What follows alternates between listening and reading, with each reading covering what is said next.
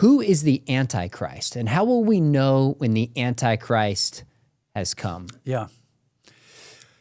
Good question. So again, the concept of the Antichrist, first of all, the language of the Antichrist, that's only found in 1 John and 2 John. And in 1 John, he defines it, well, 2 John picks this up as well. He defines it as someone who denies that Jesus is the incarnate Son of God, the divine incarnate Son of God. And in fact, he says, beloved, you have heard that Antichrist is coming. This is 1 John 2:3, I think. You've heard that Antichrist is coming. He is coming, and I tell you, many Antichrists are in the world. Because John understands, and he'll talk about in chapter 4, I think, verse 3, the spirit of Antichrist. That is, there is a satanic opposition to God and his kingdom. Interestingly, Revelation 12 talks about that. That sort of focuses in on opposing Christ, opposing the Messiah as God's king who rules in the kingdom of God, who saves the people of God, that sort of a thing. And so Matthew can talk about false Christs. It's probably the same concept. John just calls it the Antichrist. Okay. It is someone who opposes the worship of Christ, or who sets themselves up as a alternative Christ to be worshipped. Paul calls that person the man of lawlessness, who demands the worship of the world. Revelation 13 calls that person the beast, who also demands worldwide worship. So it seems to, I believe that John's concept of many antichrists, so Antichrist also becomes a typological idea. It can manifest itself, or the Antichrist is manifested, or the spirit of Antichrist manifests Antichrists throughout history. In the book of Daniel, the first manifestation is Antiochus the Fourth. The final manifestation is the imperial persecutor at the very end, who comes from the fourth kingdom. In Matthew 24, Jesus would talk about false Christs as if several false Christs are going to show up, but ultimately there will be this final one. So it's sort of a flexible idea. It culminates in a persecutor of the people of God who demands worldwide worship, and who comes from the final kingdom in Daniel 7. I forgot what the rest of your question was. No, this is real helpful. So in one sense, Antichrists are those who deny that Jesus has come in the flesh. This is what John teaches. Yeah. So in some sense, there's an innumerable number of Antichrists that can show up in the past, in every generation. Yeah.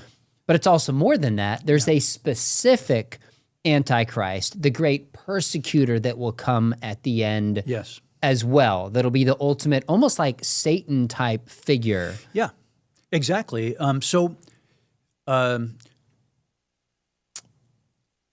John, in 1 John, only gives a hint of that final persecutor. He just says, you have heard that Antichrist is coming, and indeed, I tell you, many Antichrists are in the world. That's right.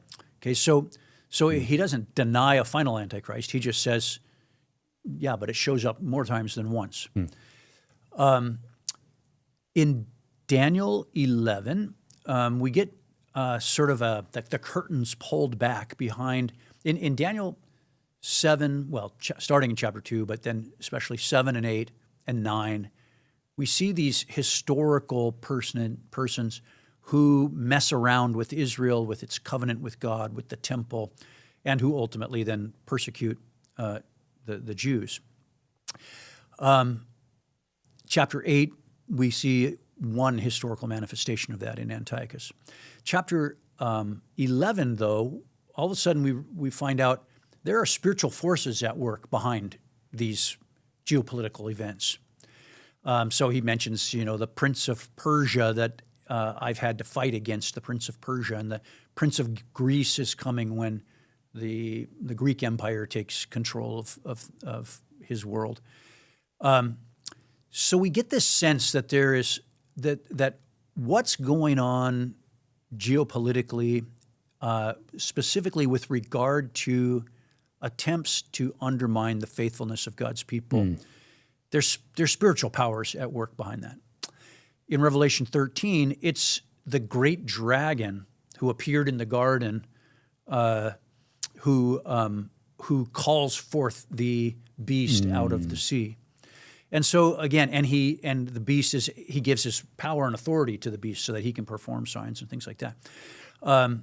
So again, we have this idea that there's satanic spiritual power behind this. That's why I think John can talk about the spirit of Antichrist. There's satanic power behind these manifestations of people who oppose God, oppose his kingdom, oppose his people throughout history, and ultimately in this final figure. So how much should we try to recognize the Antichrist? It'd be pretty easy to recognize someone who's an Antichrist if they just say Jesus has not come in the flesh.